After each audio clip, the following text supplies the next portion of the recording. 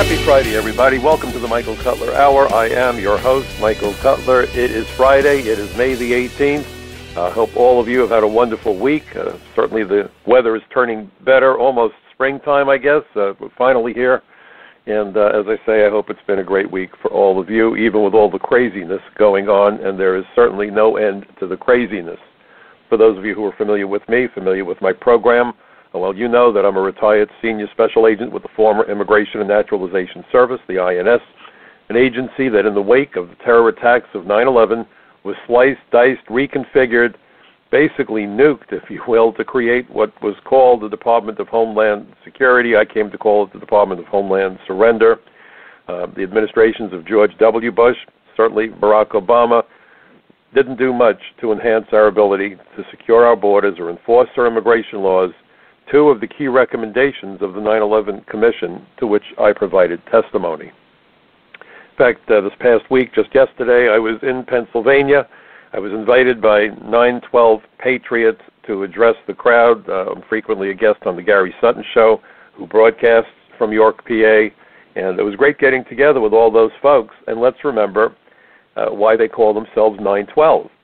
The day after 9/11, where were we? And where are we?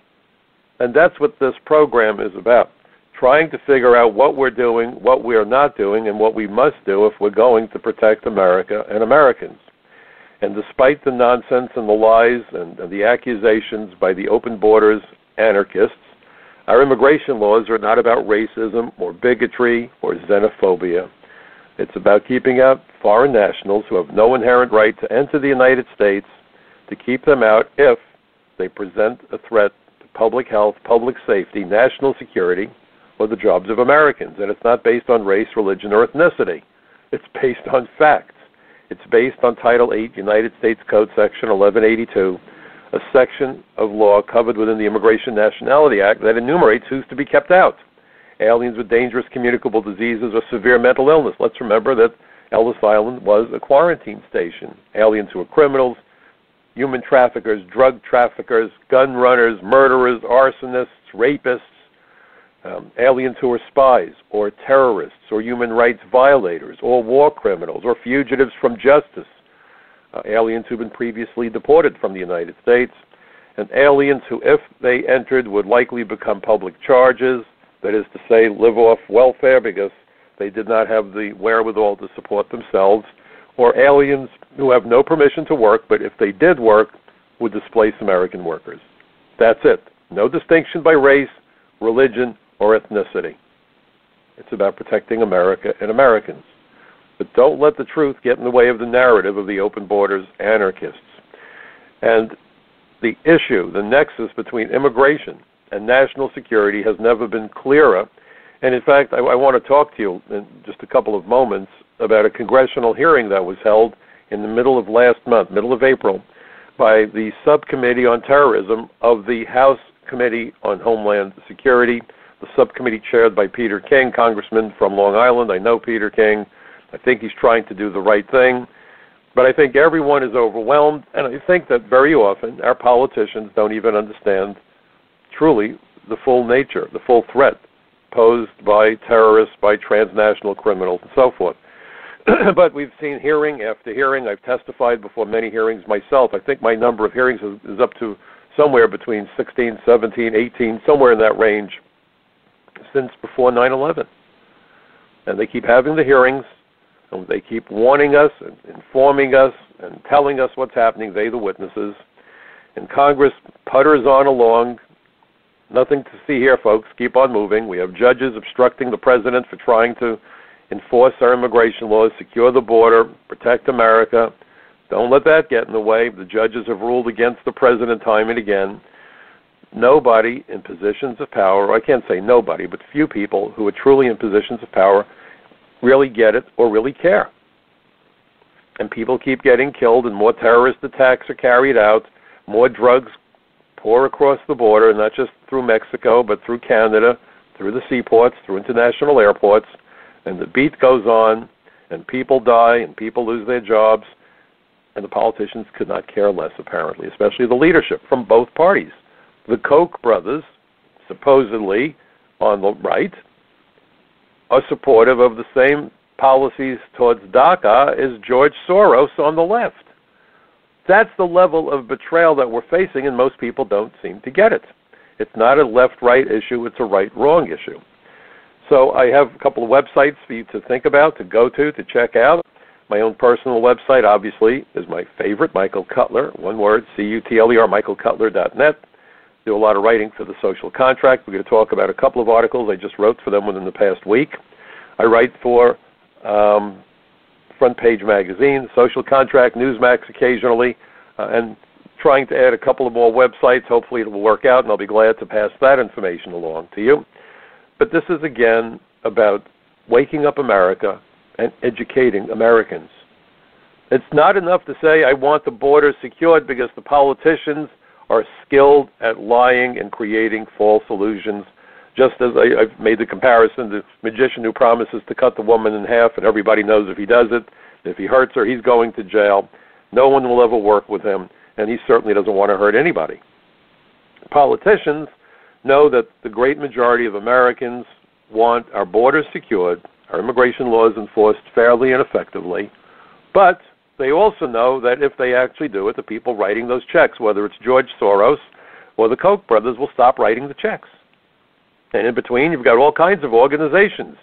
You've got the U.S. Chamber of Commerce. You have various religious organizations. You have the ACLU. You have LULAC and METCHA and labor unions. You would think labor unions would be against illegal immigration. Not so much. If they don't have Americans who will join or resident aliens, many of them are happy to sign up illegal aliens because if they get the union dues, they've got money. And by adding to their enrollment, the leverage, the two elixirs of power, money and influence. And that's all it comes down to. And people who die because of the criminals, because of the terrorists, folks, they're speed bumps to people who have no moral compass. They don't care. I've made the point again and again and again, as long as the U.S. Chamber of Commerce and their allies in the corporate world and in the special interest groups, as long as they're more concerned with head counts on airplanes and sports arenas and enrollment rosters than they are with body counts in the morgue, nothing is going to change. They don't care. It's just that damn simple. So now, with that for the backdrop, let's start out with the DACA ruling.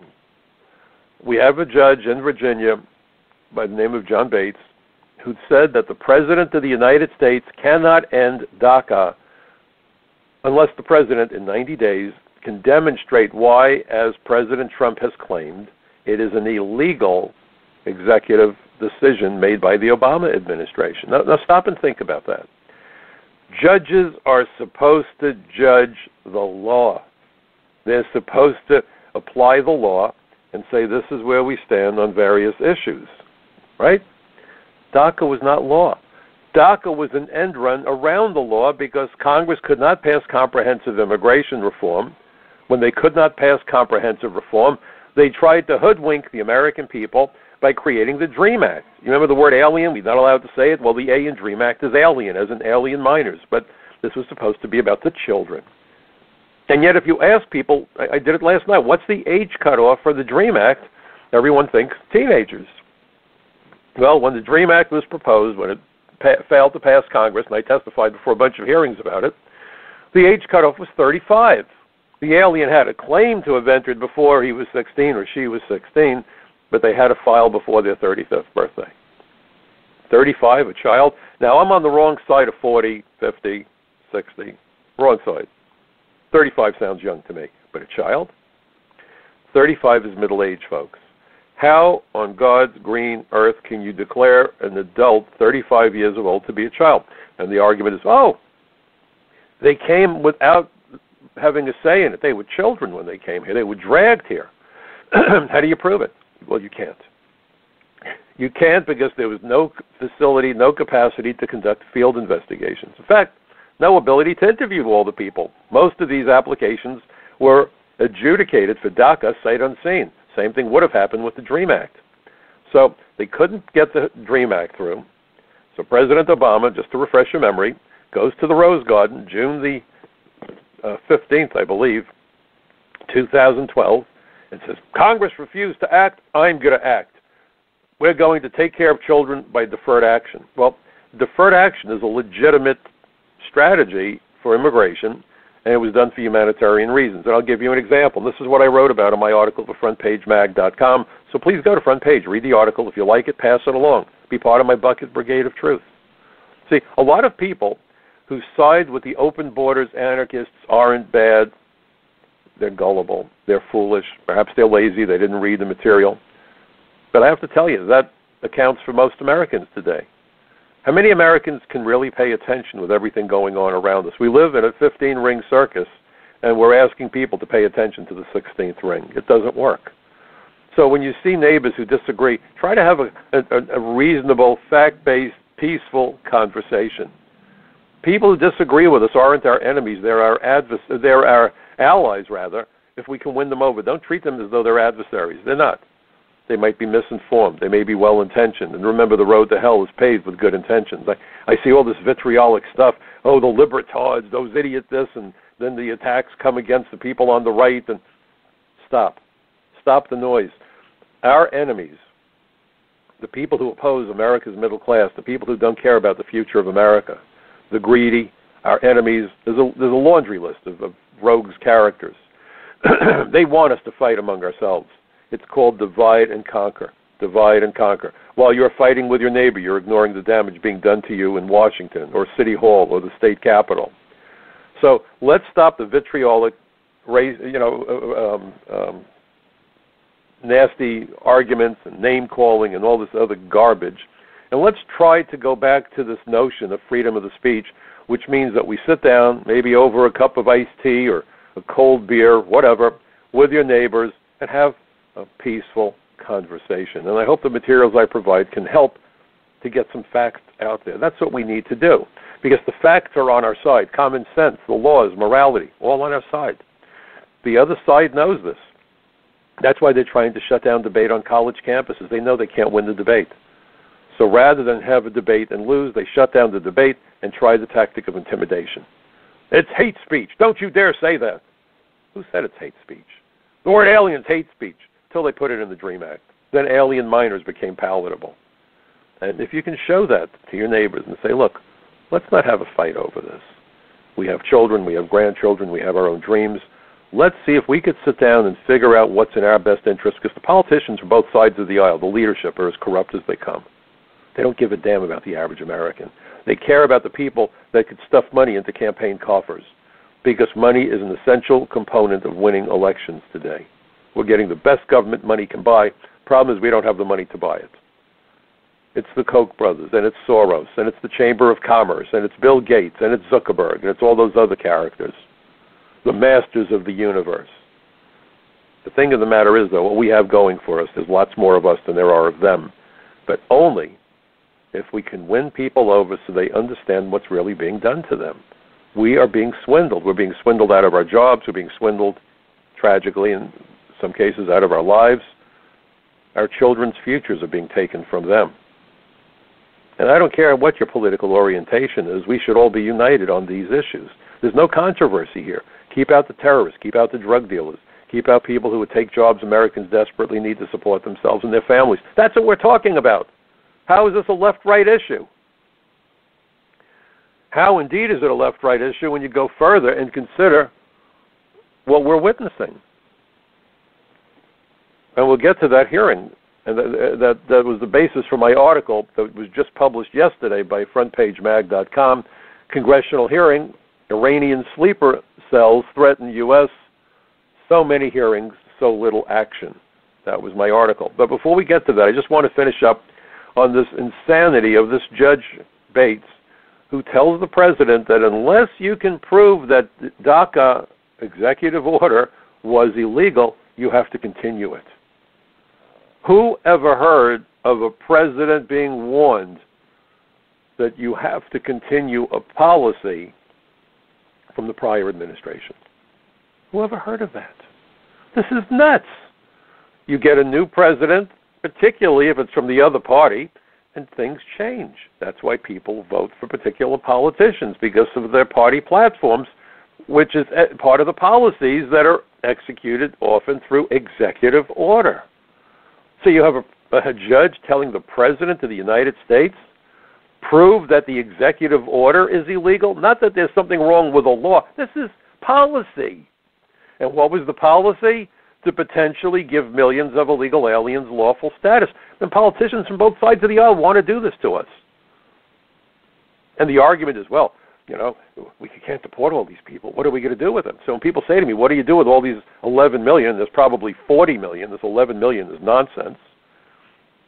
Well, you know, you answer a question with another question. I joke about it. You know, I'm Jewish. Jews answer a question with another question. So here's my question.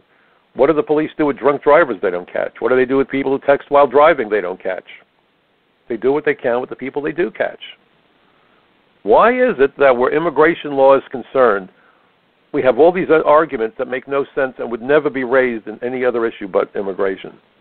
If you can't deport them all, give them green cards. Really? And then the Democrats say, well, we want to make them citizens, but the Republicans are mean. They only want to give them permission to work. And the Republicans stand there and say, yes, we are stern, we are tough, we are macho. No citizenship for them. We're going to put those illegals on the back of the line. Back of what line? For pizza, ice cream, jelly beans? What line? The citizenship? The majority of illegal aliens don't come here looking to become citizens. They come here looking to work. And both parties want to give them permission to work yesterday so they can send money home, which hurts our economy, which hurts American and lawful immigrant workers. But the Republicans are strong. They say, well, we're not going to give them citizenship. So guess what? You have an illegal alien who gets lawful status, gets married, gets a green card, and then applies for citizenship if he wants citizenship or she wants citizenship that badly. And if you don't have enough agents to go out and conduct fraud investigations to see if these people are really living together or it's a marriage fraud, they're going to get their green cards. They're going to get their citizenship, with or without the amnesty, because they're here and both sides of the aisle want them here because many members of Congress, both parties, are lawyers, immigration lawyers. That's what's going on. So when you hear the rhetoric, so-and-so is a conservative and a this and a, forget the titles, forget the labels, forget the BS, folks, please. This is all part of the Magic Act.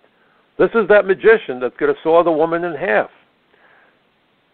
We don't have to worry about how an alien who gets lawful status is going to get citizenship. They just marry an American, and the American files for them, and 3 years later they can apply for citizenship. End of story. What's the noise about? The noise is all fake noise. They're in on this together. It is a scam. And when immigration lawyers leave Congress, and there are some who are, they practice immigration law, they've set things up so they're going to do really, really, really well when they leave Congress and presumably take up their old hobby of immigration law.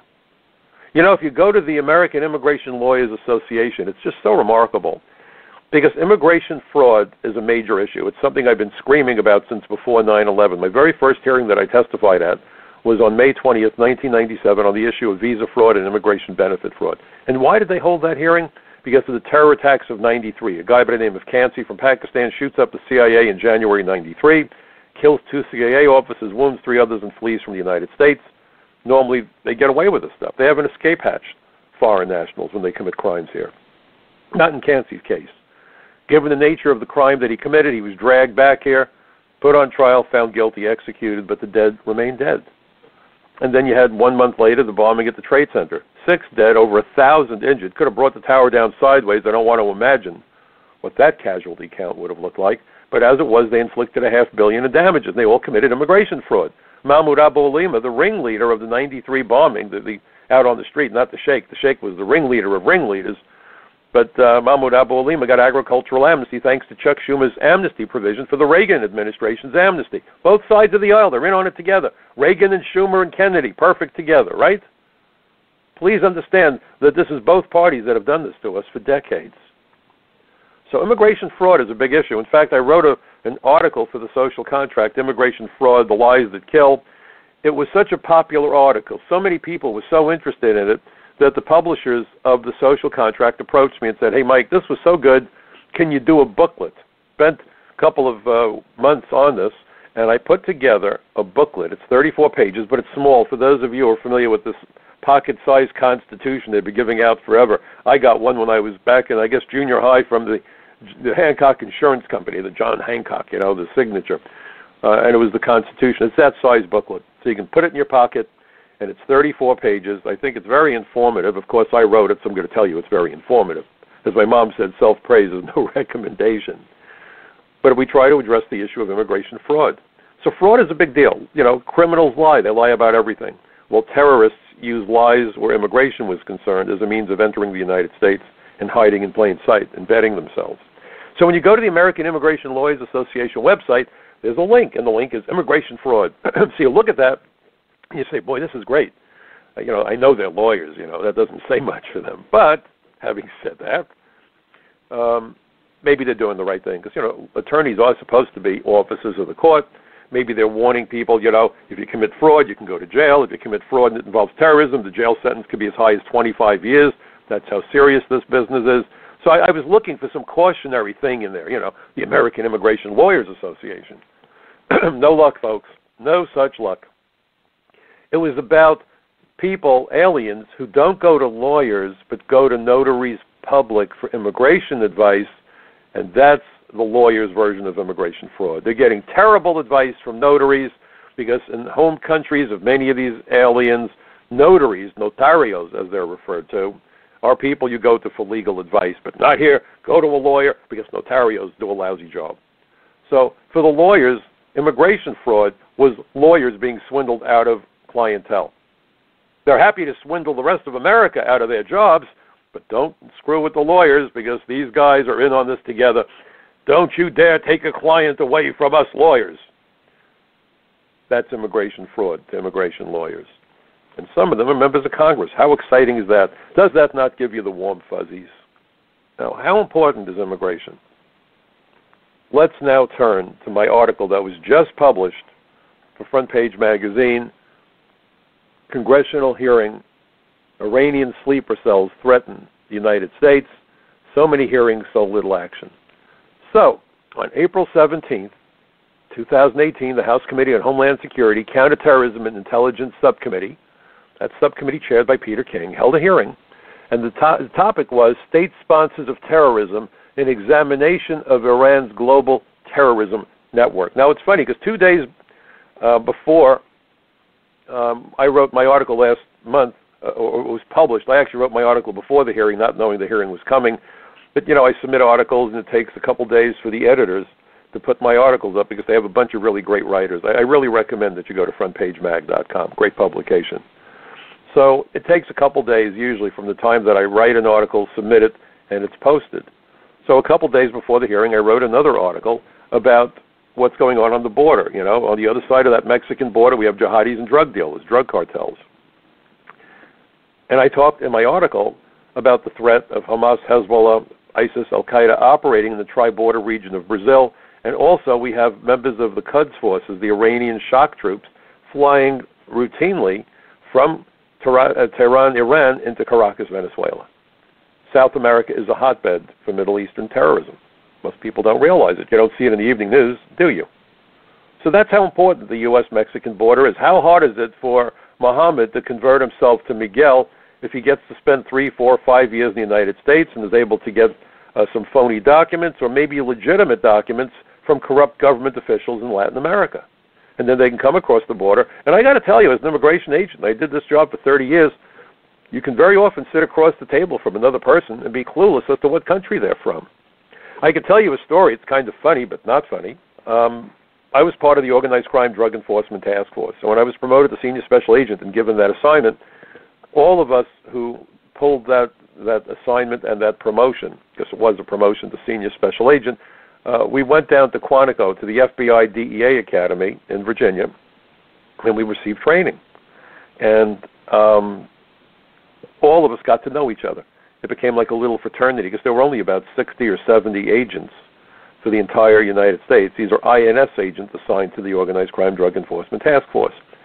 Going back to my earliest days as an immigration agent, I had tripped over a terror plot in Israel, which prevented ultimately the bombing of an oil refinery. So as you might imagine, I had a wonderful relationship with the Israeli National Police, and the folks who I trained with all knew about it because we all swapped war stories and talked about what contacts we had and how we could work together to help each of us further the work that we were all doing. We were in this together. It's a big team. So I got a call one Friday night, and this is in the early 90s, And the call was from a team of agents in Houston, and they told me an amazing story. They were doing surveillance on a safe house for drugs. This is where drugs were being stored by the cartels. Mostly in those days it was coming across, well, through Mexico, but the Colombians were involved, and other countries, other nationalities were involved. This isn't purely about Latin America, folks.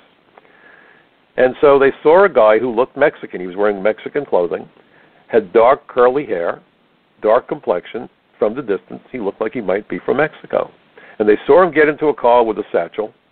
And when they approached the car and they could look in, they saw a sawed-off shotgun lying on the floor of the car. They saw the bag. They pulled the guy out at gunpoint because he came out of the house that was under surveillance because they knew that narcotics was being brought into that location. So they pulled this guy out of the car, and they started speaking to him in English, and the guy couldn't speak English, and they figured, well, he probably speaks Spanish. We're in a Spanish neighborhood. He's wearing Mexican manufactured clothing. He apparently couldn't speak Spanish either. So they're looking at each other and thinking, what in the world are we dealing with? So they've got the guy in custody because they've got the gun, they've got some drugs on him, and there was money in the car also. And they started digging around in the upholstery of this van that he was driving. And guess what they found? As he saw the agents coming, apparently, he had enough time to quickly tear up his passport and stuff it into the upholstery of the van.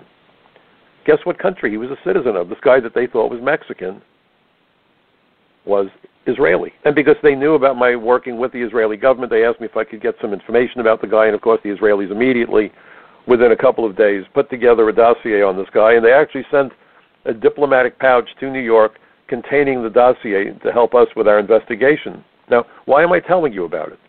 Because it is difficult, if not impossible, to determine who's who and what's what without a legitimate scorecard, a reliable scorecard.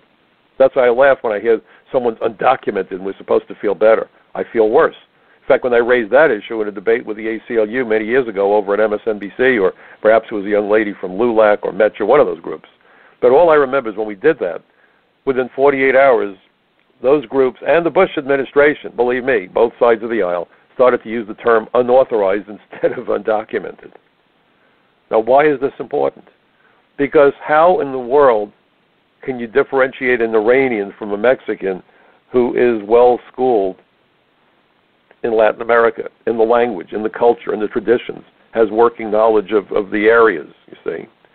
So you look at this hearing, and the whole point to this hearing is the risks we face from Iran and Iran's client terrorists, Hezbollah, and the Quds forces. Now, what's astonishing, because I knew that they had a significant number of the bad guys, but believe it or not, according to information provided by expert witnesses at this congressional hearing, there are approximately, and you better fasten your seatbelt, 200,000 individuals affiliated with the Quds forces, which are the Iranian shock troops, and Hezbollah and other such organizations. And they're well-trained, and most of them, if not all of them, have seen combat in Syria. So these are battle-tested, battle-hardened, well-trained, well-equipped terrorists, soldiers, sleepers, what do you want to call them? Many of them are in Latin America. So when you look at this kind of information, and you realize this is not the first time that there's been hearings like this. You know, I testified at many hearings after 9/11, a couple of which were within a year or two after 9/11, and I always raised my concerns about sleeper agents, but I wasn't unique in that concern. When Robert Mueller was the head of the FBI, he stood before Congress, stood before the Senate, and talked about sleeper agents. What have we done about it? What have we done to ferret out sleepers? See, sleeper agents maintain a very low profile. They don't get into barroom brawls. They generally don't speed. They generally don't jaywalk. They do everything they can. They don't spit on the sidewalk. They don't have disagreements. They smile at everybody. You know, somebody once said that an effective spy is somebody who would not attract the attention of a waiter or waitress in a greasy spoon diner. You could say the same thing about a terrorist or a sleeper agent, because their goal is to travel in stealth mode. They don't want people to remember they met them. They don't wear flashy clothing. They don't drive fancy cars. Low profile. They go about their day. If someone bumps in, they smile. Oh, I'm sorry. Excuse me. Yes, indeed. They're all very happy. And meanwhile, in the back of their minds, they're thinking, when I have my day, you'll be dead, you'll be dead, you'll be dead, you'll be dead. They're here to kill. Or they're here to support terrorism by fundraising and by committing other crimes, often selling drugs. It all ties together. So we've been listening to this stuff for a couple of decades now. It goes back to before 9/11. And we still have a wide open border. We have politicians promising to secure the Mexican border but not voting for it, including Republicans. How does that make sense? We know from one expert after another expert after another expert after another expert and after still more experts that there are international terrorists from the Middle East operating in Latin America, and that border is wide open. And if you dare suggest we shut that border, then you're a xenophobe and a racist and a hater, and you don't care about people, and you lack compassion, and you're an overall dirtbag. But let's have some more hearings, and let's hear what's on the other side of door number one, the Mexican border. It's the stuff of nightmares. So let me read to you, and of course I hope you will go read the article and then forward the article to everyone you know and post it on Facebook, post it in the social media. Why? Because I want you to be part of my bucket brigade of truth. But what I'm about to read to you will probably make it difficult for you to sleep tonight. But as I told Jim Sensenbrenner when he chaired the House Judiciary Committee, if I can't sleep at night, sure as hell I don't want you sleeping at night. So here goes your antidote to not enough rest. You'll be up tonight. Now, the person that I'm quoting is a gentleman by the name of Dr. Emmanuel Otolenge, and he is a senior fellow with the Foundation for the Defense of Democracies. These are not lightweights. These are people who understand the issues. And by the way, there were 4 witnesses at the hearing, and it's typical for witnesses to disagree. I know, I've been in those hearings. There was some disagreement about whether or not the United States and President Trump should withdraw from the deal with Iran. For and against. And you could see why there's for and against. Not one of the 4 disagreed with each other on the issue of border security and our vulnerabilities to sleepers and terrorists. They stood shoulder to shoulder and marched lockstep. And the testimony of each one was more disconcerting than the testimony that preceded it. So there's no disagreement here. Everyone's singing the same jingle, and Congress is about to go on recess and play tiddlywinks. Stop and think about the madness, folks. It took us 44 months to win the Second World War. 44 months after 9/11, I sat at a hearing where we were discussing the fact that the President, Bush, had been given enough money to hire 800 new ICE agents, and he cut the number to 143. He was given enough money to hire 2,000 Border Patrol agents that year, and for the next 4 agents, he cut that number to 210. At that hearing, I listened to Richard Stenner, the head of GAO's division that has oversight over immigration, talk about how they were still working on a mission statement and priorities for immigration. 44 months after the worst terror attack ever perpetrated on the United States. More people died than were killed at Pearl Harbor on December 7th, 1941. 44 months to win the Second World War. We built fleets of airplanes that had never existed, and ships, and radar, and tanks, and guns, and bazookas, even atomic bombs. 44 months. Done with. 44 months after 9/11, they were still having a debate about mission statements in Washington. What do we do with immigration? And what the Bush administration did, and it was made abundantly clear by John Hostetler, the Republican chairman of the House Immigration Subcommittee, what the Bush administration did was to violate the Homeland Security Act and create a dysfunctional agency that made it impossible to secure our borders or enforce our immigration laws, even though that was the whole point behind the Homeland Security Act, because immigration was identified as the key issue. And look where we are today. And look at what Bush did. He cut the agency up, and all the people put in charge of immigration law enforcement had no immigration law enforcement experience back then. And by now, the institutional knowledge that I have, no one has a clue what immigration law enforcement even looks like today. After 8 years of Bush and 8 years of Obama, my gosh, you could be talking about pterodactyls. No one knows anything about immigration enforcement today. It is a faint whisper of a ghost. And I thought it was bad before 9/11.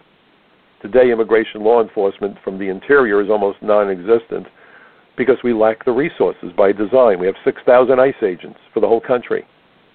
We have 20,000 Border Patrol agents, 45,000 people at last count at TSA, 37,000 police officers just for the little city of New York. Immigration agents, well, there are 6,000 ICE agents, and more than half of them aren't even doing immigration work. So now we're down to 3,000 immigration agents. And it's not just about arresting illegal aliens. It's about making certain that if we get mandatory E-Verify, that field investigations are done to make certain that unscrupulous employers don't pay people off the books. Fraud investigations are done to try to locate sleepers and criminals and people that game the system. We need the agents to go out there and arrest the criminal aliens.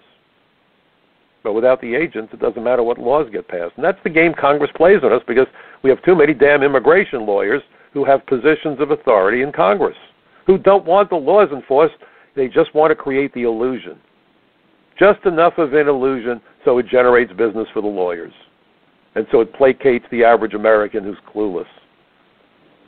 Believe me, I haven't seen a good piece of legislation that would do what's needed, because no law that I have seen in the last, I don't know how many years, including today, point to any law that's been proposed. None of them, zero, call for the hiring of a single immigration agent. One law that's getting a lot of publicity calls for hiring State Department agents to go after visa fraud. But God forbid you should enforce the laws and actually go after employers or actually go after the fraud. You might take business away from immigration lawyers. God help us all. This is what protects us. Especially so when you realize what the testimony from Dr. Ottolenghi looks like. So fasten your seatbelt, hang on to your armrests, and here's two short paragraphs that will probably get your motor running. I hope it does. In recent years, these are his words, in recent years, Hezbollah's Latin American networks have increasingly cooperated with violent drug cartels and criminal syndicates, often with the assistance of local corrupt political elites. Cooperation includes laundering of drug money, arranging multi-ton shipments of cocaine to the United States and Europe, and directly distributing and selling illicit substances to distant markets. Proceeds from these activities finance Hezbollah's arms procurement, its terror activities overseas, its hold on Lebanon's political system, and its efforts both in Lebanon and overseas to keep the Shia communities loyal to its causes and complicit in its endeavors. And now the last paragraph, and this is a real beaut. The toxic crime terror nexus, think of those three words, crime, terror, nexus, is fueling both the rising threat of global jihadism and the collapse of law and order across Latin America that is helping drive drugs and people northward into the United States. Did the Republicans vote for the wall that President Trump is desperate to build? They were as helpful as the Democrats, weren't they? I wonder why. But let me read on. I'm not done. It is sustaining, that is to say, this crime terror nexus. It is sustaining Hezbollah's growing financial needs. It is helping Iran and Hezbollah consolidate a local constituency in multiple countries across Latin America. Folks, this is on the other side of that wall that doesn't exist, right? It is thus facilitating their efforts, that is Iran and Hezbollah, to build safe havens for terrorists and the continent-wide terror infrastructure. This is Latin America, not the Middle East, folks. Continent-wide terror infrastructure that they, that is to say Iran and Hezbollah, could use to strike U.S. targets. And what have we done to secure the border against that flood of people and drugs? Bupkis. And when the president says, I'm going to send the National Guard down, it's a measure. It was done by Obama, done by Bush, but when Mr. Obama did it, everyone said, oh, look, he's tough. When President Trump does it, look, he's nasty, he's evil. I find it remarkable.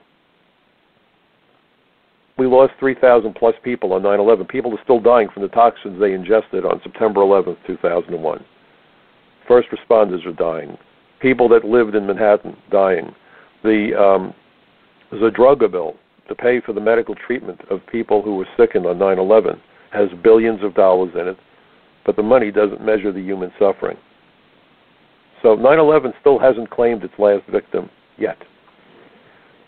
We've had more terrorist attacks. Faisal Shahzad, the Times Square bomber, tried, fortunately unsuccessfully, to kill people by setting off a car bomb in Times Square. And by the way, Ray Kelly, who at the time was New York City Police Commissioner, bright guy, I met Ray Kelly, he's no dummy.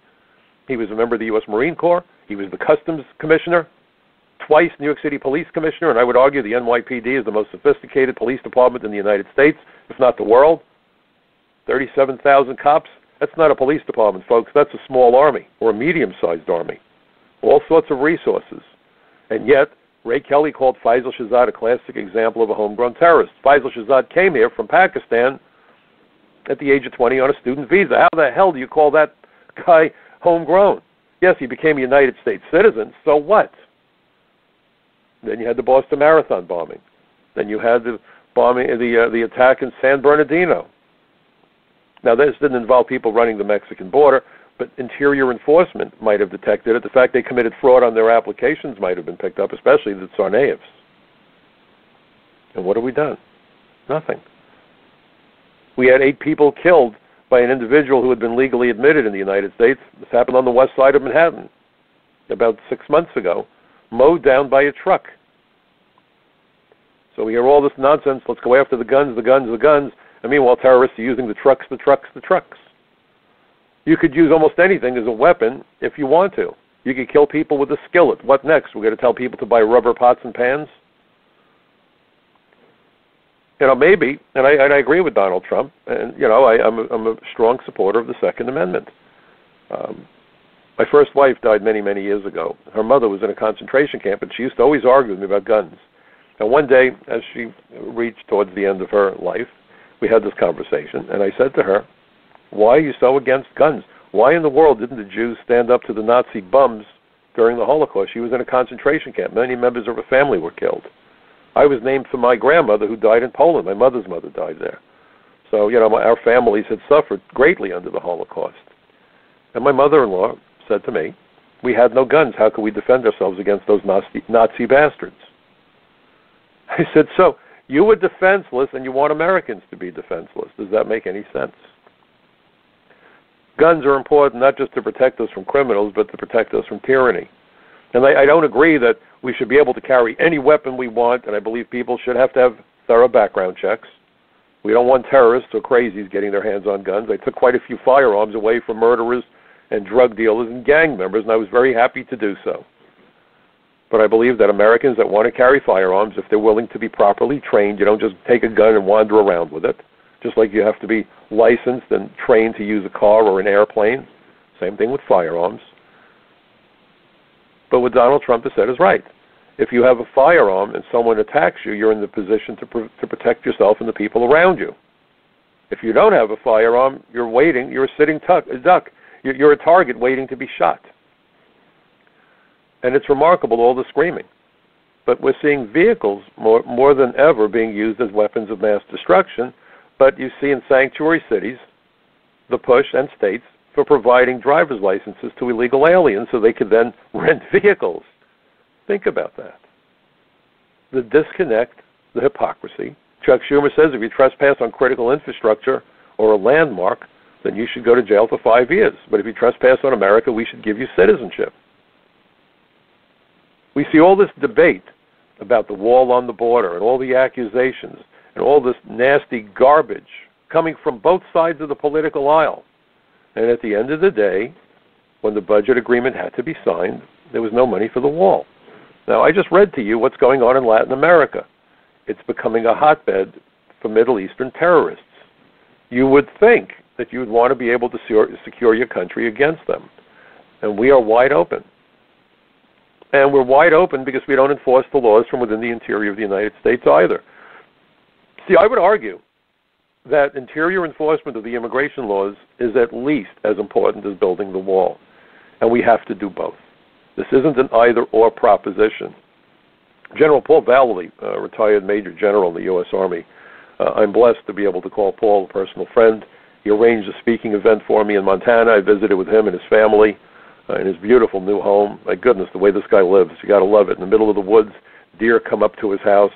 Just a perfect setting for a great American. And we got into a discussion, and I was trying to explain to him and some other folks why we have to coordinate interior enforcement with secure borders. And I'm not a military guy, and I'm not going to pretend I know something I don't know. So I asked him, I said, tell me, Paul, am I wrong or am I right that probably one of the main reasons that the U.S. military is so unstoppable, we've been so successful, is that our military is able to coordinate close air support with ground forces. Because my understanding is ground forces with no air cover walk into a buzzsaw. Air assets without ground forces can't secure territory. So you need to coordinate, interlace air cover with ground forces at the same time. And he said it was a great analogy, great explanation, because he told me I was right. And I'll take General Valley's word. If he says this is the way it is, well, he's my go-to military guy. Border security and interior enforcement similarly have to be interlaced. Do you know how many times it takes an illegal alien to enter the United States? Not really a trick question, but it's a thought question. It takes them one more time than the number of times they're stopped by the Border Patrol. Now, why do I ask the question? Because it is almost an inevitability that a determined person to enter America illegally will succeed. And we know what happens when people get to the airport and the inspector admits them, or they claim political asylum and they're released on their own cognizance, they disappear into the woodwork. Catch and release, by the way, doesn't just apply to the border. I had to deal with it for all the time that I was a special agent with the INS. Very frustrating. So who's going to look for the people that disappear into the woodwork? Who's going to conduct the fraud investigations? Who's going to go after the employers? Who's going to be on the Joint Terrorism Task Force? And by the way, the second largest contingent of law enforcement personnel assigned to the Joint Terrorism Task Force are immigration agents. Think about it. Foreign terrorists violate our immigration laws by being here. They lied to get their visa. They lied to the inspector. They use phony documents. They get involved in fraud schemes, whatever it takes. What's the antidote? An adequate number of immigration agents to conduct the investigations and flush these bums out before they can do harm to us. Cultivate the informants in those communities. And by the way, that's another big fat lie we're always told. Well, if the police worked with immigration authorities, aliens who fall victim to crime would never come forward. Lie after lie after lie. They will come forward. They absolutely will come forward. Because we can offer them the authority to remain in the United States, work, and send money home. And if they really hit a home run, we can get them a green card. And they can bring family members here. And I know when I worked with the FBI, DEA, ATF, I had desks at all three agencies for 10 years. They all said the same thing. They said, Mike, your authority as an immigration agent to help aliens who are here illegally to remain in the United States legally, if they help us put our cases together, is a far stronger incentive for cooperation in the ethnic immigrant communities than all the money that we can give them. And believe me when I tell you, the FBI has super deep pockets. They almost have a printing press for money in the basement. But yet, the FBI, DEA, ATF, all were of the belief, and the local cops, that my authority as an immigration agent to keep illegal aliens in the United States when they become cooperators, if I can get the words out, created a strong incentive. And there's no better example of community policing than the ability to walk into an ethnic immigrant community and get the cooperation of those residents, and not just from Latin America, but from all over the world. So understand how important immigration law enforcement is. Understand when you see this statement at that hearing about what Latin America has turned into, about the threats that we face from Hezbollah just on the other side of that Mexican border. And you have politicians who are screaming at the top of their lungs that they're not going to build the wall no matter what. No matter what. Perhaps an atom bomb coming across the border wouldn't even deter them because they have a bigger issue. How much money can they stick in their campaigns? How much can they be promised voting blocks? And how much can they oppose President Trump because his name is President Trump? They don't care. They don't care. This was a hearing where witnesses were being provided from both sides. Nobody said, oh, no, that border is fine. Nothing to see here, folks. Quite the contrary. But this is just one of dozens upon dozens of hearings that focused on sleeper agents and sleeper cells, terms, by the way, you almost never hear in the media anymore because they want to call every terrorist homegrown so we can eliminate the notion that any of these people ever came here from any place else. Because what's more important to these folks than anything else is eradicating our borders and flooding America with cheap, exploitable labor. Hardly an example of compassion when you exploit people, but that's what they would have you believe. And the drugs fund the terrorism. If you want to know where Iran gets the money for its rockets, besides the money that Obama gave them, and boy, didn't that airplane with the sacks of money look like a scene out of a bad movie? I was waiting for Wesley Snipes or some other actor to come out of the shadows because I was convinced this was a bad movie. Wesley made good movies. I'm not trying to insinuate he made bad movies. I like the movies he made. But this was like a bad Hollywood plot. Airplane flies in, and they offload the money, hopefully in small bills and non-sequential serial numbers. This is insanity. This is insanity. This is what has now come to pass for business as usual at a time that we know there are terrorists who want to kill us. Does this make any sense to any of you who are sitting there? And if it doesn't, then please get involved. We have elections coming in November. This is very important. This is very important. And don't look for the R or the D after the member's name, the candidate's name. Where do they truly stand on the issues? They're either with us or they're not. They're either with us or they're against us, folks. And we're the only people who can make those bums accountable. But we need to be involved if we're going to do that. And so, you know, I keep on making the same points. I hope this helps you. But you really need to sit down with your neighbors, whether they agree with you or not, and try to convince them about the dangers that we and our children and our grandchildren are being made to face. It just blows my mind that today we're in a situation where we don't have control over our borders.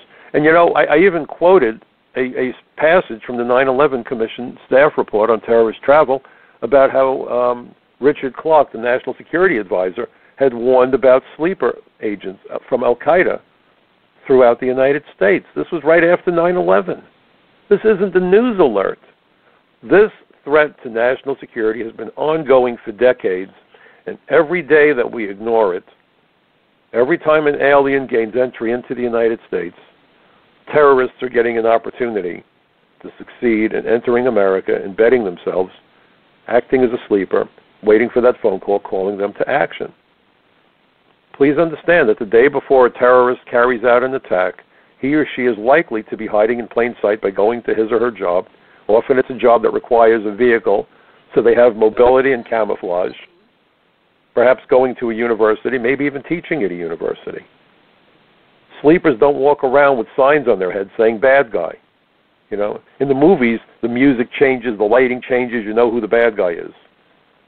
In real life, my goodness, I'm sure that you could walk by a terrorist and never even pay attention to the individual because they are good at hiding in plain sight. That's known as the embedding process. This is how dangerous the situation is, and that's the reason that you need to pay attention. Please check out my article. There's a link in the article, by the way, to my booklet, Lies That Immigration Fraud, The Lies That Kill. Please forward this material. It is so important. And think about how sanctuary cities further endanger us by providing safe haven to terrorists who are looking to carry out an attack. Please get involved, folks. Democracy certainly is not a spectator sport. Hope you have a good weekend, provoke some thought, and I look forward to seeing you again next week at the same time right here on the Michael Cutler Hour. So long, everybody. Take care.